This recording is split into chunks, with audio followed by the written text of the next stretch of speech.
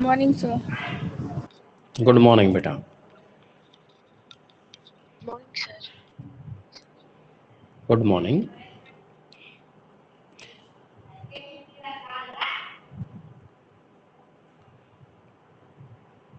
हाँ बेटा, page number 204 से चलेंगे हम। और कल जिस टॉपिक पे हम बता रहे थे कि जो आपका मैंने वो देखा, जो आप सर्कुलर आया है सीबीएसई का, तो उसके अंदर ये बता रखा है कि 50-50% जो सिलेबस है, यानी जो बाइफरकेटेड सिलेबस होगा, उसके बारे में अभी अपडेट किया नहीं है कि कितना डिलीट किया गया है, अभी नहीं बता रखा। लेकिन हाँ इतना है कि 50% मान के चलो आप, 50% उसमें 50% उसमें। तो जो पहला पेपर होना है नवंबर दिसंबर में, और वो एमसीक्यूज बेस होगा। तो एमसीक्यूज बेस का मतलब ये नहीं कि सिंपल सिंपल क्वेश्चन आ जाएंगे बेटा, ये इन बिटवीन होगा, यही बहुत हार्ड पड़ेगा। जो बच्चे मेहनत करने वाले नहीं होते हैं उनके लिए बड़ी दिक्कत होती है इसमें।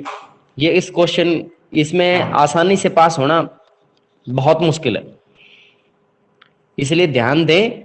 इन बिटवीन क्वेश्चन आंसर वो देंगे। कोई जरूरी नहीं कि आपकी हेल्प बुक में सारे कवर हो जाएं, आपकी टेक्स्ट बुक से बाहर नहीं होंगे, इतना जरूर है। और लिमिटेड टाइम है 90 मिनट का। 90 मिनट में अब वो उन्होंने संख्या बताई नहीं है कि कितनी संख्या हम क्वेश्चंस की देंगे। जो भी प्रारूप होगा वो बता दिया जाएगा, ठीक है। और आसान नहीं होगा, ये ध्यान देना बेटा, ये अपना सर ये बिल्कुल इन बिटवीन क्वेश्चन। क्या बेटा? क्या? 40 हाँ हाँ बिल्कुल, 50% का मतलब है 40-40 मार्क्स के होने चाहिए बिल्कुल, क्योंकि 20 मार्क्स अपने इंटरनल होते हैं ना। तो यहाँ पे एक चीज और ध्यान देने लायक है कि इन बिटवीन ये जो आपका इंटरनल मार्क्स हैं, इनको बड़े ध्यान से दिया जाएगा इस बार। थोड़ा सा ज्यादा मतलब विश्वसनीय तरीके से उसका काम होगा, प्रोजेक्ट बनाने का जो काम है, या जैसे अपने पीरियोडिक टेस्ट वगैरह होते हैं, हर चीज मायने रखेगी। उसके हिसाब से ही उसमें इन बिटवीन में, यानी इसके मार्क्स लगेंगे आपके, जो स्कूल की तरफ से मार्क्स लगते जो हैं अभी पेपर वो। हुए थे उनके भी नंबर लगेंगे। हाँ बेटा, अभी जो टेस्ट हुआ था ऑनलाइन, अगर मान लीजिए ऐसा होता है कि जिसमें पेंडेमिक के बारे में बता रखा है कि ये जो कोरोना महामारी है, अगर मान लीजिए नवंबर दिसंबर में स्कूल नहीं खुलते हैं, सुनिए, और मार्च अप्रैल में खुल जाते हैं, तो उन्होंने कंडीशन बता रखी है, 2-3 कंडीशन है। तो पहली कंडीशन के अकॉर्डिंग ये है, मान लीजिए कि नवंबर दिसंबर में जब आपका स्कूल ऑफ है और मार्च अप्रैल में खुला हुआ है, तो जो नवंबर दिसंबर में जो एग्जाम होने वाला है उसकी वेटेज कम कर देंगे, यानी उसको कम परसेंटेज यहाँ से लेंगे और ज्यादा परसेंटेज वहां से लेंगे जब स्कूल खुला हुआ है। और उसके अंदर जो अगला एग्जाम होगा वो सेंटर पे कराने की प्लान है, जो एग्जाम सेंटर सर ये होंगे बोर्ड के द्वारा क्या? ऑफलाइन होंगे या क्या बेटा? ऑनलाइन? बेटा इसमें अभी तक तो ऑफलाइन के बारे में ही विचार है कि या दोनों ही पेपर बोर्ड लेने की सलाह कर रहा है। पेपर आपके सॉफ्टवेयर के जरिए आप तक पहुंच जाएगा, उसका प्रिंट आउट लेके बच्चों को डिस्ट्रीब्यूट कर देंगे। ऑब्जर्वर होंगे, सुपरिंटेंडेंट होंगे, सारा काम होगा उसमें, वीडियोग्राफी भी होगी। तो ये काम मतलब सही तरीके से ही होगा। और उसमें पहला जो पेपर होगा नवंबर दिसंबर में, वो एमसीक्यू बेस रखा गया है। तो एमसीक्यू बेस का मतलब ये ना समझे कि वो बिल्कुल ही सिंपल तरीके से आ रहा है, जैसे पैसेज दे दिया, पैसेज पैसेज पे बेस करते हुए चार चार कम से कम उसके नीचे मान लीजिए एमसीक्यूज बेस क्वेश्चन डाल दिए, उनमें से सेलेक्ट करके आपको उसमें ओएमआर सीट में भरना होगा। और जैसे मान लीजिए कोई पिक्चर दे दी, जैसे अपने हिस्ट्री में बहुत सी पिक्चर होती हैं, तो उन पिक्चर को एक्सप्लेनेशन मतलब एक्सप्लेनेशन आपसे पूछते हैं, तो उसके नीचे पिक्चर के नीचे 4-5 क्वेश्चन डाल दिए एमसीक्यूज बेस, उनको सेलेक्ट करना होगा। या फिर कोई फिलअप टाइप क्वेश्चन हो गया उसके एमसीक्यूज में, क्योंकि 4 ऑप्शन डेफिनेटली आपको मिलने ही मिलने हैं, ठीक है। तो तरीका चाहे जो भी हो, लेकिन इस तरह के फॉर्मेट में क्वेश्चन पूछेंगे जैसा कि मैंने आपको बताया। ऐसा भी हो सकता है कि जैसे तर्क आधारित क्वेश्चन पूछे जाएं, जैसे पहले कथन दे दिया और फिर उसका तर्क दे दिया। तो जैसे इस तरह के क्वेश्चन आपने कभी देखे हो कि जैसे एक आर ए की सही व्याख्या करता है, आर ए की सही व्याख्या नहीं करता है, आर ए का सही स्पष्टीकरण है या नहीं है, इस तरह के आपने देखे होंगे। तो इस तरह के क्वेश्चन पूछे जाएंगे, समझे बेटा। सिंपल सिंपल क्वेश्चन जरूरी नहीं कि भाई इस तरीके से पूछे जाएं डायरेक्टली। तो मतलब इस तरीके का फॉर्मेट जरूर जरूर शामिल करेगा। जैसे कि मैंने बताया, तर्क आधारित क्वेश्चन होंगे, पिक्चर बेस्ड क्वेश्चन हो सकते हैं, पैसेज बेस्ड एमसीक्यूज हो सकते हैं, और सीधे एमसीक्यूज आते हैं, वो तो आपको सबको पता ही है किस तरीके से आते हैं। तो जैसे कोई सेंटेंस दे दिया, उसका फिलअप दे दिया, उसके अंदर उसमें फिलअप में से कोई भी 4 ऑप्शन उसमें से सेलेक्ट करके एक भरना है। तो वो इस तरीके से भी हो सकता है, कोई कंप्लीट सेंटेंस देके और फिर उसका आंसर पूछ लेते हैं क्वेश्चन आंसर के टाइप में, वो भी हो सकता है, कोई भी तरीका हो।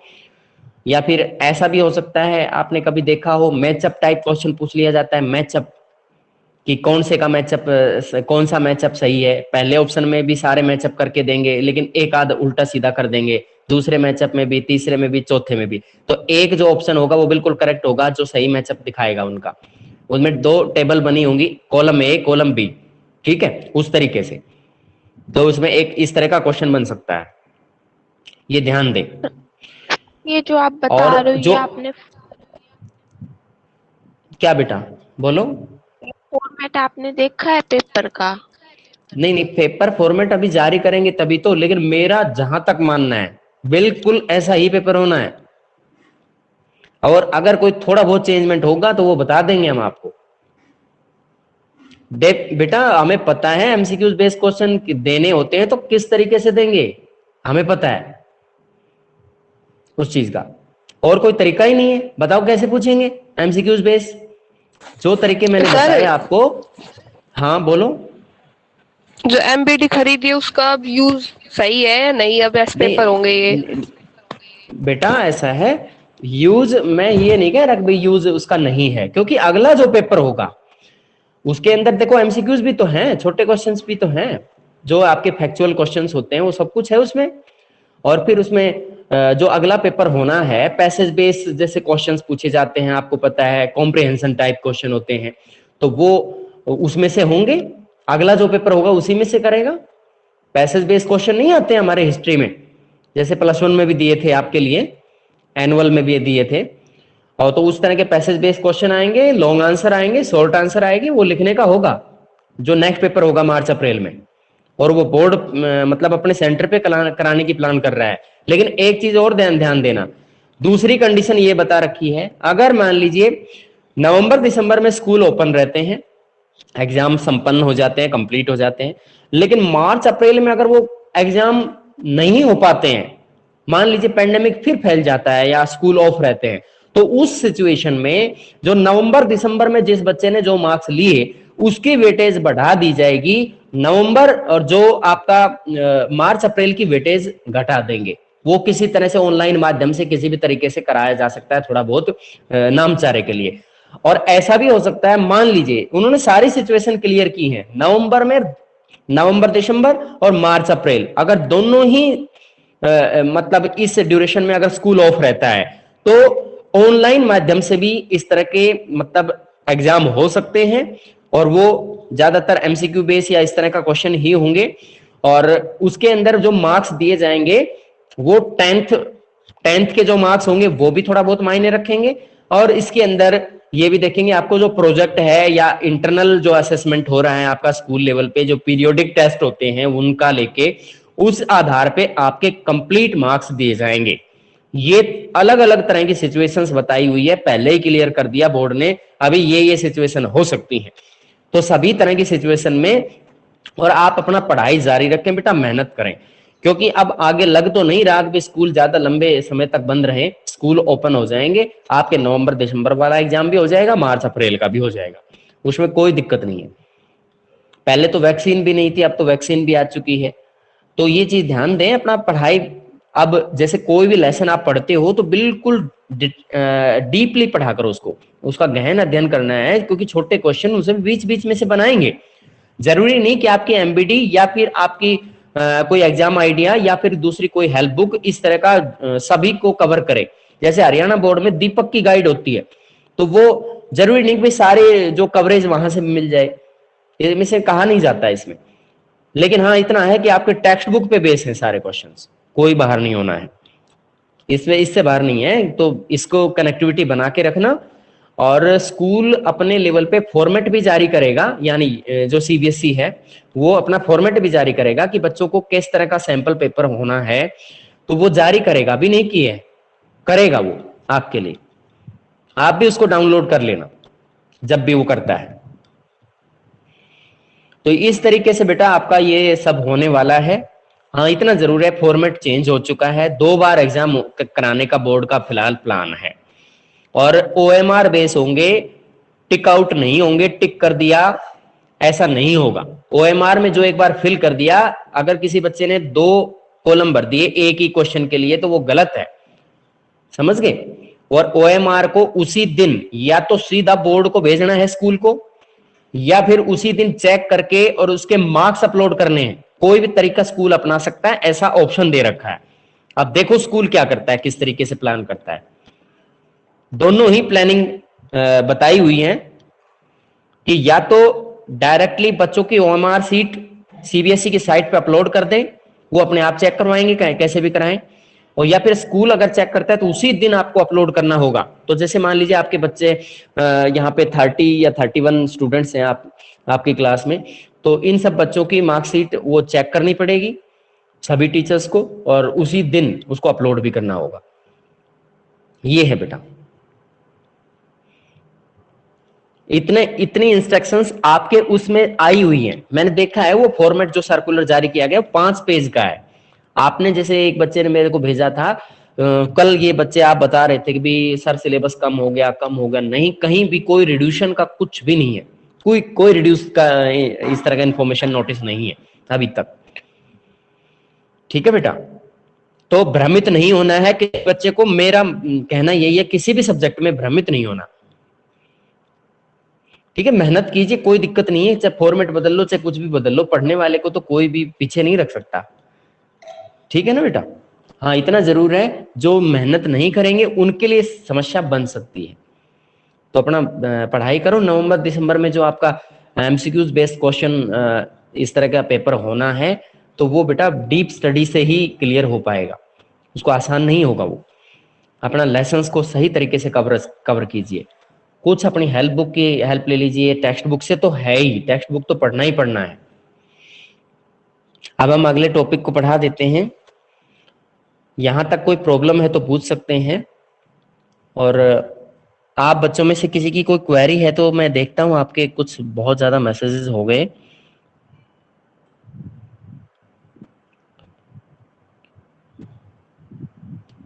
सर, बोलो बेटा बोलो।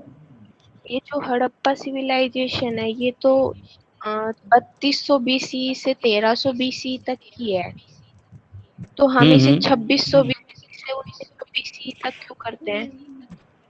बेटा आपकी एनसीईआरटी बुक में जो इसका ड्यूरेशन बता रखा है वो 2600 ईसा पूर्व से 1900 ईसा पूर्व बताया हुआ है। तो हम अपनी मर्जी से उसको, मान लीजिए, अपने डाटा चेंज करेंगे। जब इतिहासकारों ने इसका कंफर्म ये बता दिया तो हम उससे अलग क्यों जाएंगे। और पूर्ववर्ती हड़प्पा और उत्तरवर्ती हड़प्पा में फर्क है। पूर्ववर्ती हड़प्पा का मतलब होता है जब बिल्कुल शुरुआत मानी जाए एक तरह से, या फिर कुछ समय पहले की परिस्थितियां भी उसमें बता सकते हैं। और उत्तरवर्ती हड़प्पा में ये होगा, जो लेटर हड़प्पन एज है उसके अंदर ये है कि वो हड़प्पा जब एज का जो उसका कंफर्म टाइम पीरियड है वो खत्म हो गया है, और उसके बाद की जो परिस्थिति है वो उसमें बता सकते हैं। उसमें फर्क है। तो हमें अपने 2600 से 1900 ईसा पूर्व को कंफर्म मानना चाहिए। इसके अलावा ऑप्शन जो भी आप करते हैं तो गलत माना जाएगा। ठीक है बेटा। सर, उसमें ये बता रखा था कि जो हड़प्पा सिविलाइजेशन है वो फर्स्ट अर्बन सिविलाइजेशन है, यस बिल्कुल, अर्बन, फर्स्ट तो अर्बन है बिल्कुल। उसमें उसमें तो पहले ग्रामीण बोलो। व्यवस्था थी, तो वो अर्बन सिविलाइजेशन कैसे हो सकती है? पहले वहां पे नो नो, गांव किसने बसे हुए थे। नो, इसमें गांव की अर्ली कोई व्यवस्था ही नहीं है, सारे के सारे कंप्लीट यहाँ पे शहरों के बारे में बता रखा है बेटा। हड़प्पन जो सिविलाइजेशन है इसको ढंग से आप पढ़ के देख लीजिए, इसमें गांवों के बारे में कोई इतनी व्याख्या है ही नहीं, सारा ही कंप्लीटली शहरों पे बेस है ये। इसीलिए शहरी सभ्यता इसको कहा जाता है। शहरी सभ्यता मेसोपोटामिया भी रही है, जो कि इसकी समकालीन रही है। ठीक है बेटा। Okay sir.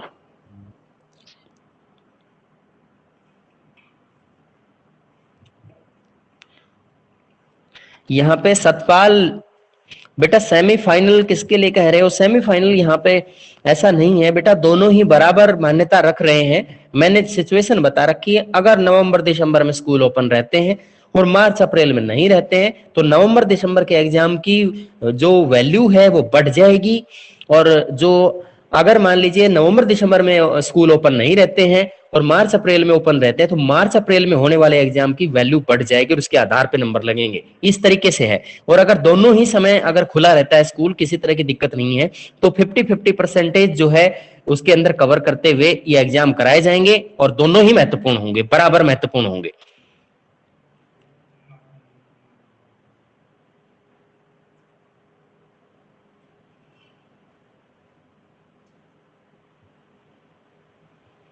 फर्स्ट टर्म में बेटा 50% जो सिलेबस होगा वो 50%। अब आपके 15 चैप्टर हैं, उसको 15 आप कैसे कर सकते हैं? अगर एक चैप्टर का तो आधा हिस्सा उसमें करना पड़ेगा, बाकी कंप्लीट उसको 7 चैप्टर यानी 7 7.5 चैप्टर होंगे इस हिसाब से देखा जाए तो। ये एग्जैक्ट 7.5 वो बता दिया जाएगा, इसका सिलेबस जारी करने दो उनको एक बार। आधा होगा वैसे।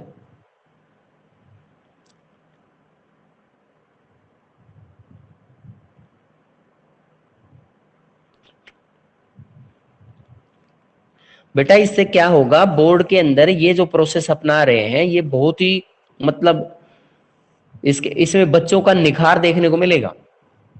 बच्चे थोड़ा पढ़ने की आदत डालेंगे। वो ये सोच रहे हैं कि जो पेंडेमिक की वजह से बच्चों की पढ़ाई पे गलत प्रभाव पड़ा है तो उसमें थोड़ा सुधार लाया जाए, इसलिए ये टेक्निक आजमा रहे हैं।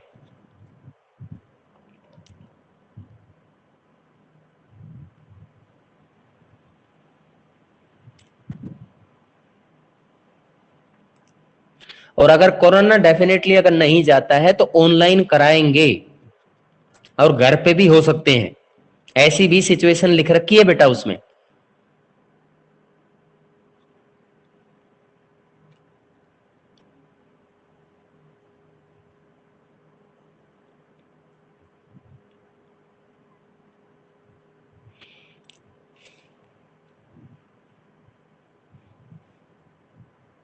इंग्लिश न्यूज़पेपर में क्या है उषा? क्या था इंग्लिश न्यूज़पेपर में? सर उसमें 30% सिलेबस रिड्यूस बता रखा था। अच्छा, 30% रिड्यूस होगा या कर दिया गया है? होगा ये बता रखा था। होगा, अच्छा अपडेट नहीं था, ठीक है कोई बात नहीं, अपडेटेड हो जाने दो। होगा, डेफिनेटली होगा बेटा, प्रभावित होंगे तो बच्चे। पिछली बार बेटा बहुत लंबा प्रोसेस चला था, अब ये तो कंफर्म तो कहा नहीं जा सकता। अभी सुनने में आ रहा है कि 15 जुलाई के आसपास ये स्कूल ओपन करने के लिए बोल रहे हैं। तो अगर हरियाणा भी करता है ऐसा तो आपके भी स्कूल खुल जाएंगे। और न्यूज़पेपर में आता रहता है बेटा जो अपडेट होती है गवर्नमेंट की तरफ से। और बेटा ये बैच वाली बात नहीं है कि आपके बैच के साथ ही ऐसा किया गया है, ऐसा कोई भेदभाव नहीं है। ये बेटा सिचुएशन देख के किया गया है, बहुत बुरी परिस्थितियां चली हुई हैं तो उससे किसी तरह से उभारा जा सके। वैसे ऐसा नहीं है कि भी वो आपका जो डिक्लेरेटिव एग्जाम नहीं होगा, क्योंकि बोल रखा है ना कि मार्च अप्रैल में हम वो करा लेंगे। लॉन्ग आंसर, शॉर्ट आंसर, सभी तरह के जो पैसेज बेस्ड क्वेश्चन होंगे वो सब हो जाएंगे उसमें, लेकिन वो लिखने वाला होगा। उसमें हो सकता है कि वेरी शॉर्ट भी शामिल कर दें, वो उस तरह के जैसे 1 सेंटेंसेस वाले वो उसमें आ जाएंगे, तो पेपर का फॉर्मेट वो भी एक तरह से कंप्लीट ही हो जाएगा, कुछ नहीं बचेगा उसमें। मैप वगैरह सब उसमें पूछ लिए जाएंगे यहाँ पे। लेकिन इतना बोला गया है कि बहुविकल्पी प्रश्न होंगे, multiple choice question, objective type. अब यहाँ पे ग्रामीण दस्तकार का जो टॉपिक है हम इसको शुरू करें 204 पेज पर।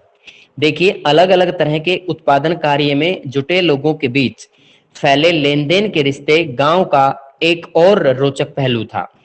यानी उत्पादन का काम अलग अलग तरह का होता था, बहुत जातियों के लोग अलग अलग प्रकार के काम में लगे हुए थे और उनके बीच में जो उत्पादन के कार्य में जो व्यक्ति लगे हुए हैं तो जो पैसे का लेन देन होता है तो उससे उनके रिश्ते अलग तरह से बन जाते थे। जैसे व्यापार, एक व्यापारी जो है दूसरे व्यापारी का दोस्त भी हो सकता है और उसका कॉम्पिटिटर भी हो सकता है।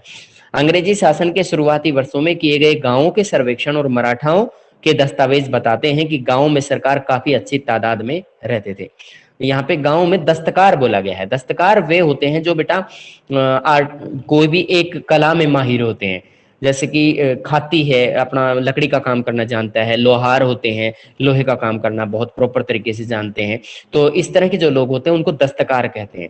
यानी अपनी दस्तकला का उन्हें बहुत अच्छी ट्रेनिंग होती है और वो उस काम को बहुत अच्छी तरह से कर पाते हैं। तो अंग्रेजी शासन के दौरान यहाँ पर गांव का सर्वे रिपोर्ट देखा गया और मराठाओं की तरफ से जो डॉक्यूमेंट्स पेश किए गए उसमें भी ये बात पता चलती है कि गांवों के अंदर दस्तकार बड़ी संख्या में रहते थे। यानी हर गांव में हर प्रकार के दस्तकार मिल जाते होंगे और कहीं कहीं तो कुल घरों के 25% घर दस्तकारों के होते थे। दस्तकार जैसे कोई कपड़ा बनाने वाला भी दस्तकार होता है, जैसे दर्जी होता है वो दस्तकारिता का काम करता है। जैसे कोई चित्र बनाने वाला काम है तो चित्र या मूर्तिकार है तो ये भी दस्तकार होते हैं। अब आगे चलते हैं। कभी कभी किसानों और दस्तकारों के बीच फर्क करना मुश्किल होता था। क्यों? ऐसा क्यों था? क्योंकि किसान भी दस्तकारों वाला काम करने लग जाते थे, क्योंकि कई ऐसे समूह थे जो दोनों किस्म के काम करते थे। किसान का काम भी करते थे और दूसरा दस्तकार का काम भी करते थे। खेतीहर और उनके परिवार के सदस्य कई तरह की वस्तुओं के उत्पादन में शिरकत करते थे। अब खेतीहर कौन है? यहाँ पे किसान के बारे में कहा गया है। और किसान और उसके जो परिवार के सदस्य हैं वो कई तरह की वस्तुओं का उत्पादन करते रहते थे। जैसे कि कपास है, कपास से रुई तैयार करते हैं, रेशा तैयार करते हैं, कपड़े बनाते हैं। तो इस तरह की जो उत्पादन है वो करते रहते हैं। और भी बहुत सी चीजें हैं। कपड़ा निर्माण ही दस्तकारिता का हिस्सा नहीं है, और भी बहुत, जैसे खिलौने बनाने वाले दस्तकार होते हैं आज के समय में भी। और चीनी मिट्टी के बर्तन बनने जो बनाते हैं वो लोग भी दस्तकार होते हैं। आगे चलिए बेटा। मसलन रंगरेजी, रंगरेजी होता है बेटा जैसे कपड़े को रंगा जाता है, कपड़े पर छपाई का काम होता है, मिट्टी के बर्तनों को पकाना होता है। जैसे कि आप चीनी मिट्टी के बर्तन आपने देखे होंगे, चाय के जो कप होते हैं वो चीनी मिट्टी के बर्तन होते हैं। खेती के औजारों को बनाना और उनकी मरम्मत करना, ये सब दस्तकारिता के काम होते थे और कई तरह के काम वहां पर किए जाते थे। यानी रंगरेजी का मतलब कपड़े को रंगा जाए, कपड़े की छपाई की जाए, मिट्टी के बर्तनों को पकाया जाए, खेती के औजारों को बनाया जाए, मरम्मत की जाए। उन महीनों में जब उनके पास खेती के काम से फुर्सत होती, जैसे कि बुआई और सुहाई के बीच या सुहाई और कटाई के बीच, उस समय ये खेतीहर दस्तकारी का काम करते थे। अब यहाँ पर ये क्या बताने की कोशिश कर रहे हैं?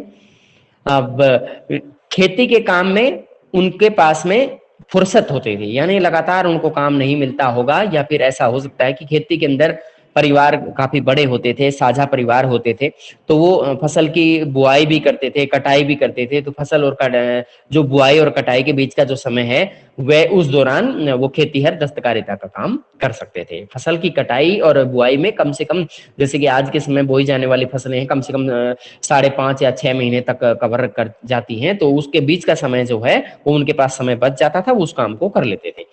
कुम्हार, लोहार, बढ़ई, नाई, यहाँ तक कि सुनार जैसे ग्रामीण दस्तकार भी अपनी सेवाएं गांव के लोगों को देते थे। यानी गांव में ये लोग रहते थे। कुम्हार मटके बनाने का काम करते थे, लोहार लोहे के औजारों का की मरम्मत करते थे, बढ़ई जो होते थे खाती, वो लकड़ी की औजार बनाते थे, जैसे कृषि उपकरण भी बनाते थे, नाई जो बाल काटने का काम करते थे, सुनार सोने के आभूषण तैयार करते थे। तो ये सब किसके लिए काम करते थे? गांव में रहने वाले लोगों की सेवाएं प्रदान करते थे। इनको भी दस्तकार कहा जाता है, जिसके बदले गांव वाले उन्हें अलग अलग तरीकों से उन सेवाओं की अदायगी करते थे। कोई उनको कैश पेमेंट दे देता होगा, कोई उनके काम के बदले दूसरे काम का भुगतान करता होगा, या किसी दूसरी वस्तु का इनको आदान प्रदान करता होगा। आमतौर पर या तो उन्हें फसल का एक हिस्सा दे दिया जाता था। ऐसा होता था क्योंकि अनाज तो सबको चाहिए, इसलिए फसल का उत्पादन जितना भी हो जाता है तो फसल का एक हिस्सा दे दिया उनको, फिर गांव की जमीन का या कोई टुकड़ा दे दिया उनको, या शायद कोई ऐसी जमीन जो खेती लायक होने के बावजूद बेकार पड़ी है। मान लीजिए कोई जमीन है और वो बोई नहीं गई है, तो उस जमीन को इनको दिया जा सकता था, नाई को, बढ़ई को, लोहार को, कुम्हार को। अदायगी की सूरत क्या होगी ये शायद पंचायत ही तय करती थी, गांव की पंचायत तय करती थी कि पेमेंट का मोड क्या होगा। समझ गए बेटा? किस तरीके से उसको कैश देंगे, या फिर वस्तु के बदले वस्तु देंगे, या फिर जमीन का टुकड़ा उनको देंगे, या अनाज देंगे, जो भी होगा वो पंचायत तय करती थी। महाराष्ट्र में ऐसी जमीन दस्तकारों की मिरास या वतन बन गई जिन पर दस्तकारों का पुश्तैनी अधिकार होता था।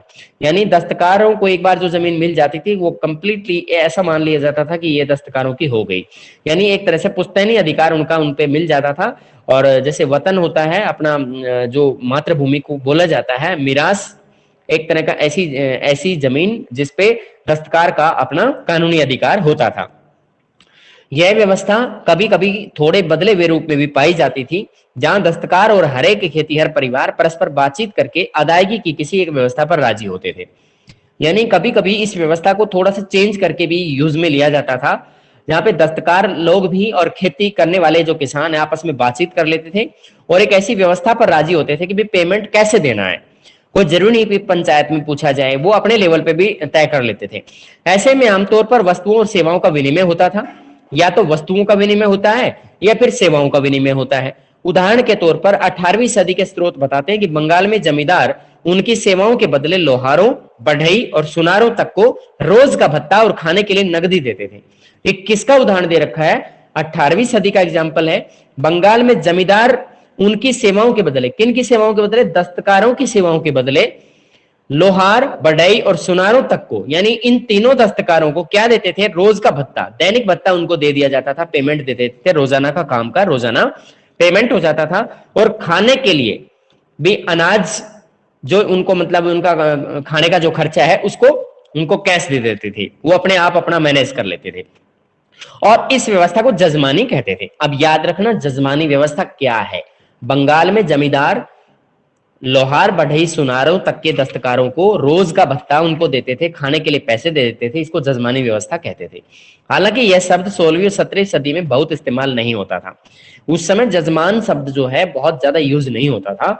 यह सबूत मजेदार है क्योंकि इससे पता चलता है कि गांव के छोटे स्तर पर फेरबदल के रिश्ते कितने पेचीदा थे। यानी गांव के छोटे लेवल पर जो फेरबदल होता है, फेरबदल का मतलब जो जमीन जिसको दी गई उसको चेंज कर देना, किसी दूसरे को प्रदान कर देना, या किसी एक दस्तकार को पहले लगाया हुआ है काम पर उसको चेंज कर देना, तो फेरबदल होता रहता था। ऐसा नहीं कि नगद अदायगी का चलन बिल्कुल भी नदारद था। और ज्यादातर तो बेटा कैश पेमेंट कम करते थे, वस्तु विनिमय ज्यादा करते थे, या जमीन प्रदान कर देते थे, अनाज दे देते थे। लेकिन यहाँ पे नगद अदायगी का जो चलन था, कैश पेमेंट जो था वो बिल्कुल नेगोशिएबल नहीं था, यूज में लिया जाता था। कुछ परसेंट कुछ हद तक यूज में लिया जाता था कैश पेमेंट करना। अब यहां तक कोई प्रॉब्लम है तो बता सकते हैं बेटा। इससे आगे चलते हैं। एक छोटा गणराज्य, ग्रामीण समुदाय की अहमियत को हम कैसे समझें कि ग्रामीण लेवल पे जो समुदाय रहता है उसकी कैसे हम उसका महत्व समझ सकते हैं। 19वीं सदी के कुछ अंग्रेज अफसरों ने 19वीं सदी के अंग्रेज अफसरों ने भारतीय गांवों को एक ऐसे छोटे गणराज्यों के रूप में देखा जहां लोग सामूहिक स्तर पर भाईचारे के साथ संसाधनों और श्रम का बंटवारा करते थे।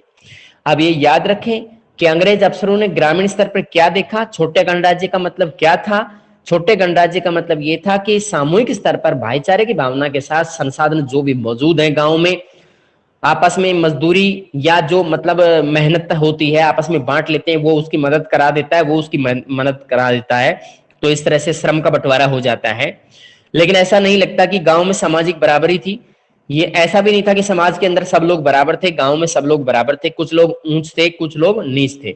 मतलब जिनका दर्जा ऊंचा रहा होगा उनका सामाजिक हैसियत ऊंची थी, और जिनका दर्जा नीचे था उनकी सामाजिक हैसियत नीची थी।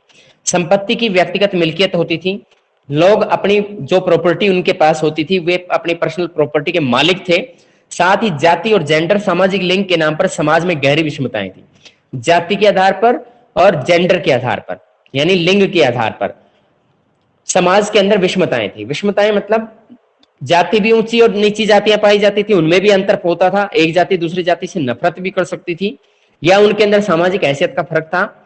जेंडर का मतलब होता है पुरुष वर्ग और महिला वर्ग के अंदर जो फर्क होता था उनकी विषमता के बारे में बताया गया है कि पुरुष वर्ग को ज्यादा महत्व दिया जाता था उस समय भी। कुछ ताकतवर लोग गांव के मसलों पर फैसले लेते थे। गांव के अंदर जो ताकतवर लोग होते थे, यानी जो बुजुर्ग लोग होते हैं, वो गांव की पंचायत में भी महत्वपूर्ण फैसला देते थे और उनकी चलती थी। यहाँ गांव के अंदर महत्वपूर्ण फसलों पे ताकतवर लोग फैसले देते थे, कमजोर वर्गों का शोषण करते थे। यहाँ ये बताया गया है, जो समाज में कमजोर वर्ग है उसका शोषण करने के बारे में यहाँ पे बताया गया है।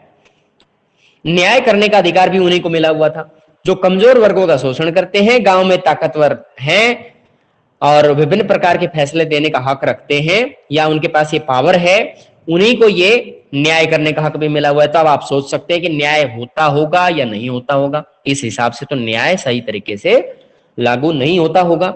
इससे भी महत्वपूर्ण बात यह थी कि गांव और शहरों के बीच होने वाले व्यापार की वजह से गांव में भी नगद के रिश्ते फैल चुके थे। क्योंकि पहले क्या होता था, गांव में नगद के रिश्ते कम थे, शहरों में ज्यादा होते थे। लेकिन शहरों के बीच में और गांव के बीच में जब व्यापार ज्यादा होने लग गया तो नगद का रिश्ता जो है, कैश पेमेंट का जो रिश्ता है, वो गांव के लेवल पे भी होने लगा। अब हम 206 पेज पर हैं। मुगलों के केंद्रीय इलाकों में कर की गणना वसूली भी नगद में करते थे। जो दस्तकार निर्यात के लिए उत्पादन करते थे उन्हें उनकी मजदूरी या पूर्व भुगतान भी नगद में ही मिलता था। जो दस्तकार बाहर भेजने का काम करते थे, यानी इस देश से दूसरे देश में माल भेजने का काम करते थे, तो उनकी मजदूरी भी और उन्हें जो एडवांस पेमेंट मिलती है वो भी कैश में मिलती थी। इसी तरह से कपास, रेशम और नील जैसे व्यापारिक फसलें पैदा करने वालों का भुगतान भी नकदी में ही होता था। जो व्यक्ति कपास उगाता है या रेशम का उत्पादन करता है, नील की खेती करता है, उनको एडवांस पेमेंट भी होती थी और कैश पेमेंट भी उनको की जाती थी। यहां मुगलों ने बताया गया है कि मुगलों के केंद्रीय इलाकों में जो टैक्स का कलेक्शन का काम था, टैक्स की अकाउंटिंग का काम था, गणना करने का काम या उसको वसूल करने का जो हक है, वो भी नगद में करते थे। केंद्रीय इलाकों में, याद रखिए केंद्रीय इलाकों की बात की गई है, बाहरी इलाकों की बात नहीं है। केंद्रीय इलाका क्या होता है? जो राजधानी के आसपास का इलाका होता है। तो मुगलों की राजधानी के आसपास का इलाका यानी आगरा के आसपास का इलाका जो है, दिल्ली के आसपास का, लाहौर के आसपास का जो इलाका है, उसमें कर की गणना और वसूली कैश में करते थे। अब गांव में मुद्रा का चलन देखिएगा। 17वीं सदी में फ्रांसीसी यात्री जॉन बैप्टिस्ट टैवर्नियर, ये 17वीं सदी में हमारे इंडिया में आए थे, फ्रांसीसी यात्री थे जॉन बैप्टिस्ट टैवर्नियर। यह बात उल्लेखनीय लगी कि भारत में जो गांव बहुत ही छोटे कहे जाएंगे जिसमें मुद्रा की फेर बदल करने वाले, जिन्हें सराफ कहते हैं, यानी गांव में जो मुद्रा का चलन होता है, मुद्रा का चलन कैसे हो पाता है? सराफ लोग आते हैं गांव में और मुद्रा की फेरबदल करते हैं। ना हो, जिन्हें सराफ कहते हैं, ना हो एक बैंकर की तरह सराफ हवाला भुगतान करते हैं। अपनी मर्जी के मुताबिक पैसे के मुकाबले रुपए की कीमत बढ़ा देते हैं, कौड़ियों के मुकाबले पैसे की, यानी पैसे की जो कीमत है वो कम रखते हैं और रुपए की कीमत है वो बढ़ा देते हैं। लोगों से पैसा ले लेते हैं कम कीमत में और रुपए उनको मतलब कीमत बढ़ा देने की वजह से उनको कम देने पड़ते हैं। इस तरह के जो सराफ होते थे वो काम करते थे। सराफ व्यक्ति यहाँ पे बैठा हुआ है। सराफ का काम होता है मुद्रा का ग्रामीण स्तर पर लेन देन करना। और किससे पता चलता है हमें? बैप्टिस्ट टैवर्नियर, जो बैप्टिस्ट टैवर्नियर जो कि फ्रांसीसी यात्री हैं, 17वीं सदी में यहाँ पे आए, उन्होंने बताया। उनका व्यवहार कैसा था? एक बैंकर की तरह से काम करते थे, सराफ हवाला का भुगतान करते थे, यानी हवाला पेमेंट के जरिए ये काम करते हैं। मर्जी के मुताबिक पैसे के मुकाबले रुपए की कीमत तो बढ़ा देते हैं, पैसे की कीमत कम रखते हैं, कौड़ियों के मुकाबले पैसे की कीमत रखते हैं। और सराफ अपने काम में लगा हुआ आप देख पा रहे होंगे, एक चित्र के जरिए ये बताया गया है कि उस समय इस तरह के हो सकता है कोई क्वाइन चलते हों या ये कौड़ियां हों। यहां सूत काटती हुई एक महिला का चित्र दिया गया है, आप देख सकते हैं किस तरीके से सूत काटा जाता होगा। एक चरखे को दिखाया गया है, महिला सूत काट रही है। यहां तक का बेटा इसको पढ़ें और in between question answer revise करें। अब पूछा जाता है कि बैप्टिस्ट टैवर्नियर कहां से बिलोंग करते हैं? फ्रांस से बिलोंग करते हैं। और ये पूछा जाता है सराफ लोग कौन होते थे? तो सराफ का काम आप बताएंगे, जिसके बारे में मैंने अभी बताया है। और इसके अलावा गांव को छोटा गणराज्य क्यों कहा जाता था? लेन देन की किस तरह की सिस्टम था? ग्रामीण स्तर पे पैसे का बोलबाला या जो रुपए का बोलबाला है, मुद्रा का बोलबाला कैसे वहां तक पहुंचा है, वो बताएंगे आप। गांव के अंदर पाए जाने वाले जो दस्तकार होते हैं, कुम्हार, लोहार, बढ़ई, नाई, उनकी क्या व्यवस्था होती थी, कैसे उनकी पेमेंट करते थे? उनको जो जमीन दी जाती थी उसको मिरास या वतन कहा जाता था। इसे पूछा जा सकता है कि भाई मिरास किसे कहते हैं, वतन किसे कहते हैं, ये पूछा जा सकता है आपसे। सर इन दोनों में डिफरेंस है? नो नो नो, सेम है। मिरास और वतन एक है। वतन वैसे अपने आपने कभी राष्ट्रभक्ति के गीत सुने हो तो वतन उसमें बोलते हैं अपनी मातृभूमि को, लेकिन यहां वतन का मीनिंग है जो दस्तकार को जो जमीन दी गई है वो उसकी अपनी हो जाती है, वो उसका मालिक बन गया, वह उस पर पुश्तैनी अधिकार रखता है, कानूनी अधिकार रखता है, उसके आने वाले बच्चों को मिलेगी। इसको आप रिवाइज करें, मैंने आपको सारा सीबीएसई के बारे में भी जानकारी आपको अपडेट कर दी है, आप उसके तरीके उसी के तरीके से अपना काम करें। और जो आप ये बच्चे के इस तरह का कोई डाउट ना पालें कि भाई हमारे लिए एमबीडी या फिर कोई दूसरी, मान लीजिए किसी बच्चे ने हेल्प बुक ले ली तो वो बेकार रहेगी, नहीं ऐसा नहीं है, वो आपके लिए काफी काम आएगी। वो भी तो बेटा इन बिटवीन के क्वेश्चन आंसर ही तो होते हैं, उसके अंदर वो तैयारी तो करा रहे हैं आपकी। और जो बचे हुए हैं वो आप इस लेसन को पढ़ लीजिए, इसके अंदर कवर हो जाएंगे। इस पे आप पेंसिल लेके पढ़ना चाहिए हमेशा, जहां भी आपको लगता है कि हाँ ये इंपॉर्टेंट फैक्ट है तो उसको पढ़ना चाहिए। और रोजाना कंटिन्यू समय दीजिए बेटा, परसेंटेज उसी बच्चे की अच्छी आनी है जो बच्चा मेहनत करता है, चाहे वो फॉर्मेट कोई भी अपनाए सीबीएसई। और ये फॉर्मेट भी ऐसा नहीं है, अगर आपने मान लीजिए मार्च अप्रैल के एग्जाम ना दिए और या वो हुए नहीं, मान लो किसी कारण से नहीं हुए और नवंबर दिसंबर के एग्जाम हो गए और इसमें अगर किसी बच्चे ने अच्छी परसेंटेज नहीं ली तो उसी आधार पर नंबर लग जाएंगे। अब बताओ, वो मान लीजिए वो बच्चा इंटेलिजेंट है तो उसकी लापरवाही का परिणाम होगा ना उसके नंबर कम आना। फिर ऐसे ध्यान रखो बेटा, अब इतना ज्यादा समय नहीं है, अपना जुलाई देखो, जुलाई के जितने भी दिन बचे हुए हैं, जुलाई का, फिर अगस्त का, सितंबर का, अक्टूबर का, ये 4 महीने हैं आपके पास। नवंबर में तो एग्जाम ही हो जाएंगे, तो नवंबर को तो काउंट ही क्या करना है, उसमें तो मान ली थोड़ा बहुत समय मिलता है तो रिवाइज ही कर पाओगे बस। तो इस समय 4 महीने हैं, उनको पढ़ लीजिए, बहुत अच्छे से पढ़ लीजिए। अगर कोई कमजोर बच्चा है, अगर वो एक एक लेसन भी 1 महीने में पढ़ता है, मान के चलिए 1 महीने में एक लेसन बहुत अच्छा तैयार कर लेता है, तो उसके लिए 4 लेसन तो वो भी तैयार कर लेगा। सोच के चलिए, आप समय कम नहीं है, बहुत है। आप इसको बार बार रिवाइज कीजिए और सभी बच्चों को करने हैं भाई, पूरा 7 से 8 लेसन की तैयारी कीजिए। मान के चलो आप 8 लेसन है, हम उसको हाफ क्यों माने, हम मान लीजिए पहले एक में ज्यादा कर देंगे, एक में कम कर देंगे, छोड़ेंगे थोड़ी ना वो, या बराबर बराबर करेंगे तो डिलीट का जो भी, जैसे आपने एक इंग्लिश न्यूज़पेपर का जिक्र किया तो वो आपको बता दिया जाएगा जितना भी डिलीट होगा, ठीक है। वो तो भरत सर भी ग्रुप में शेयर करेंगे और तुरंत बता दिया जाएगा। अब आप में से कोई, अब आप लीव करना चाहते हैं कर सकते हैं।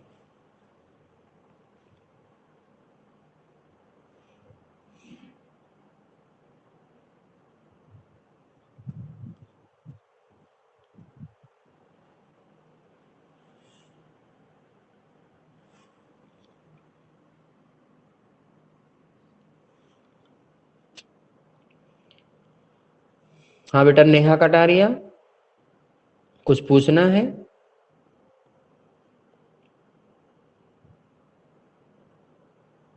You can leave now.